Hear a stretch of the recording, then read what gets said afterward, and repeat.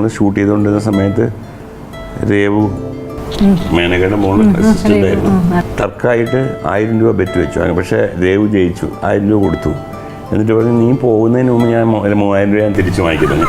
അപ്പം എന്താണെന്ന് വെച്ചാൽ എല്ലാ ജനറേഷനിലെ കുട്ടികളുമായിട്ട് ഇപ്പോഴത്തെ കുട്ടികളുമായിട്ടും എല്ലാം ലാലിന് പിന്നെ ഈ പ്രായം തിക്കുറിശ്ശി ചേട്ടനെ അപ്പൂപ്പാന്ന് വിളിച്ച് സെറ്റിൽ കളിച്ചുകൊണ്ടിരുന്ന മോഹൻലാൽ തന്നെയാണ് ഇപ്പോൾ രേവുവിൻ്റെ അടുത്തും ഇങ്ങനെ കളിച്ചുകൊണ്ട് നടക്കുന്നത്. അതുകൊണ്ട് പുള്ളി ലാലിൻ്റെ ഒരു ഗുണം അതാണ്. ഒരിക്കലും ഞാൻ ലാലിനെ ഒരിക്കലും ടെൻഷൻ പിടിച്ച് കണ്ടിട്ടില്ല. എപ്പോഴും ലൈഫ് ഒരിക്കലും ഞാനൊരു സിനിമ മോഹൻലാലിന് ഒരിക്കലും ഒരു സിനിമ മോശമായതുകൊണ്ട് ടെൻഷൻ പിടിക്കുന്നതോ സൂപ്പർ ഹിറ്റ് ആയതുകൊണ്ട് ഓവർ സന്തോഷിക്കുന്നതോ കണ്ടിട്ടില്ല. ഒരു സിനിമ കഴിഞ്ഞാൽ ആ സിനിമ കഴിഞ്ഞു, അടുത്ത സിനിമ, ആ ഒരു ചിന്ത മാത്രമേ ലാലിനുള്ളൂ.